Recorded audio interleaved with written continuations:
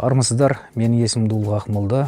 Мен осы Муфаса Арыстан патша жобасында Рафикидің рөлін сомдадым, дыбыстадым. Саған бір хикая айтып берейін. Хикая! Мен тіске басар келдім. Енді бұл фильмде ең бірінші айта кететін нәрсе, біздің өзімнің кейіпкерім бұл жалпы осы фильмді бастан аяқ баяндаушы. Өте қызықты персонаж, жалпы дыбыста өте қызықты болды. Үшін қатерге толы сапарға аттанған екі бауыр. Дисней туралы енді көп нәрсе айтуға болады. Бұл біздің балалық шағымыздан бастап қазіргі күнге дейін өзінің жұмысын жалғастырып келе жатқан үлкен шығармашылық топ. Дисней ұсынады. Баратын жерлеріміз, көретініміз жетеді.